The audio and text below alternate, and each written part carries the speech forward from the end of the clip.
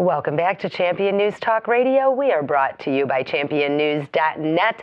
Thank you for staying with us. This is Carol Parisi. Our founder, Jack Roser, and myself have Jeff Tucek, and we're talking about unions. Japan is where we left off. Well, listen, I've been there and done that. I'm an old geezer, and we hit overlapping generations and things. World War II, America became just the provider of an unbelievable number of trucks and rifles and airplanes, and we just outbuilt everybody, and we built very good quality. That P-51 was designed by a fellow named Heinemann out on the West Coast, and in a very short time, less than a year, he designed that P-50. They called it, among us guys that were interested in airplanes, it was Heinemann's hot rod. No kidding. And, that thing could fly high, fly low, fly fast, stay in the air a long time. It could accompany bombers. It could be an interceptor. It could do it all. It was a beautiful aircraft. It was an outstanding example of the quality of American manufacture. And after all, the people that were in this country and manufacturing in that people, they were manufacturing for their own boys to have the best equipment in an army. And that kind of carried over into the production system after the war was over. But it quickly died because we got too flush with that, and really the automobile industry led the retreat, and the unions became dominant. And people like Walter Reuther, he had really strong leather gloves, because if you disagreed with those guys, they punch your lights out. They adopted the old French tactic of the sit-down strike, and they moved into the automobile plants in Detroit, and it was impossible to do anything constructive because they'd occupied the territory. But so rapidly, this kind of internal management with the unions destroyed the quality that was coming out of those plants. And so Detroit turned to style. You had big flaring fenders, which had no conceivable utilized. It was the fashion cool. business. They went into the fashion business. In the 50s. Oh. And, yeah, but that's foolishness. But they went through a period of that while they turned out rust buckets. In 5 years, the doors in your car were guaranteed to rust out at the bottom. And it started a new industry. I forget the name of the guy, but he made squirt guns that you could drill a little hole in your door and coat the inside with a asphalt sludge, and your doors wouldn't rust out. Simon? Meanwhile, 1945, I was in the Philippines as a dog face. Can't get lower in the Army. I did 3 years mostly as a private. I made corporal twice. Well, thank you for your great service to our country, believe me. Well, I had no choice. I did enlist, was the only brave thing I did. But the war ended on August 15th, 1945, and we outloaded the 1st Cavalry for Japan. And I had the marvelous thing of being a 21-year-old kid and to get on an LST and go to Japan when this whole thing was spread in front of us. The genius was General MacArthur, because he kept the emperor there, and the Japanese people, I'll tell you, they raped the Philippines. They're awful. They stole and raped the women. They were terrible down there. But when we got into Japan, they were nothing but cooperating. Why? MacArthur is the greatest social changer of the century. He rebuilt Japan, and one of the biggest smart moves is he brought Dr. Deming over, who had despaired that the factories in the United States would ever adopt his methods of quality control, statistical quality control. Right. He wrote the book Out of Crisis, and that was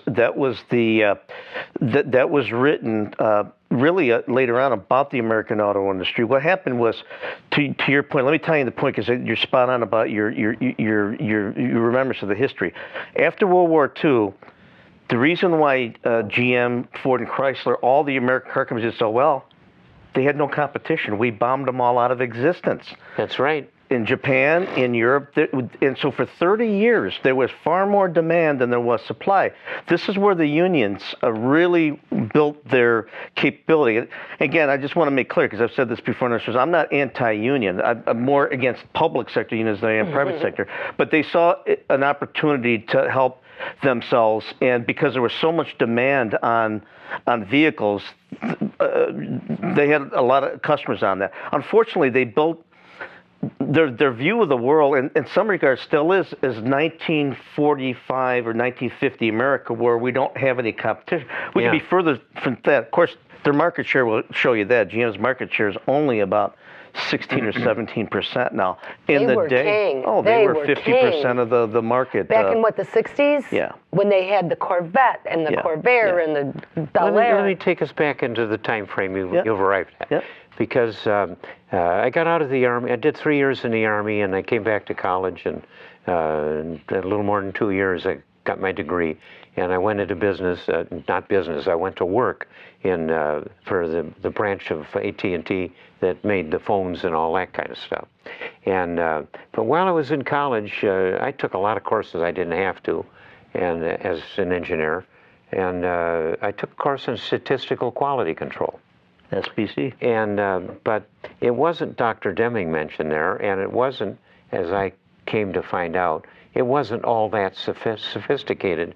But the mathematics of it, the X bar and R charts and all that, I learned the basics of statistical mapping and quality control. And I went into this plant in the Bohemian Penitentiary of Cicero. The plant I went into was making 15,000. Was that the Hawthorne plant? H1 combined set.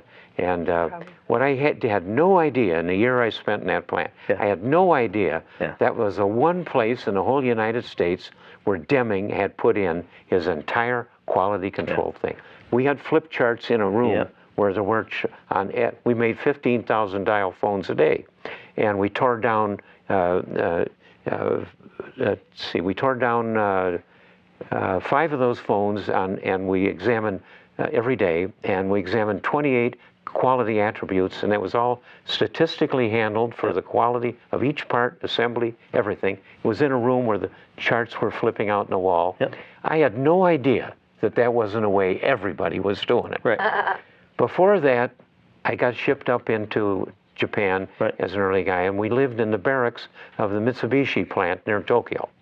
And being a curious guy, I walked through the Mitsubishi plants where they made diesel motors and diesel injectors. And I talked to the engineers that were still walking around in there. That wasn't Dr. Deming, for sure. I talked to him about making the plungers in the injectors that have to fit down to, the 100,000th of an inch in the injectors that spray the diesel and, in our case later, the gasoline into the cylinders. The fuel injectors. They had to be exact. They had to be very exact. What he told me was they couldn't make them close enough to fit, but they made them best they could, and 1 out of 10 they'd match them up. 1 out of 10 would fit the hole. Right.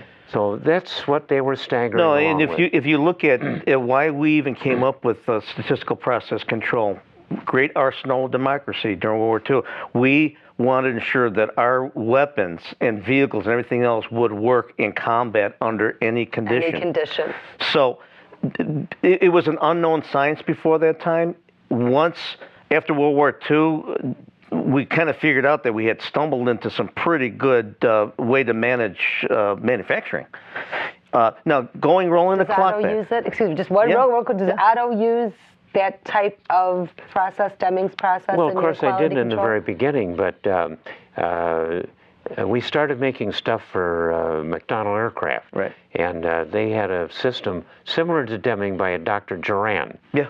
And he was but he never got as famous. Yeah. So we had that injected into our company, and I was ready for it because I'd gone through this Deming system. Statistical process control is an outgrowth of growth. I didn't know that it was a growth. Deming system that we had there in the AT&T at the time.